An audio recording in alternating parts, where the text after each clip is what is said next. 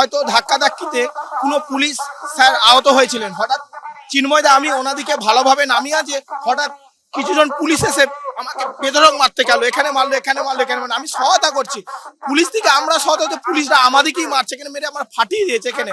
তাও আমরা বললাম আমরা তো মারতে পারি না, আমাদের হাতে কলম থাকে, আমাদের হাতে অস্ত্র তুলে নিতে পারে না, লাঠি হাতে নিরস্ত্র আমরা নিহত, মানে আমাদেরকে লাঠি পেটা করছে। আমরা বলছি, অন্য একটা স্যার বলছে ছেড়ে দিন ছেড়ে দিন, ওরা আমাদেরকে হেল্প করছে। অন্য কোনো পুলিশ স্যার বলছে ছেড়ে দিন, এখানে আমাকে পায়ে মেরেছে এখানে মেরেছে।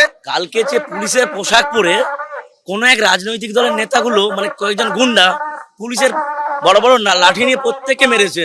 এবং এখানে যে উনি সম্ভবত উনি একজন আধিকারিক ছিলেন পুলিশেরই, ওনাকে জিজ্ঞেস করলাম, বলো না উনি পুলিশ, তাহলে আমরা বললাম ওনার আইডেন্টি কার্ড দেখি, উনি আইডেন্টি কার্ড দেখাতে পারেনি, ভেতরে ঢুকে গেলেন। এখানে কালকে পুলিশের মতো অনেকেই রাজনৈতিক নেতা গুন্ডারা মানে তৃণমূলের গুন্ডারা এসে এখানে অত্যাচার চালিয়ে, শুধু পুলিশ নয় পুলিশের সঙ্গে তৃণমূলের গুন্ডারা অত্যাচার করতে এবং মেরে হাত ভেঙে দিয়েছে অনেকে।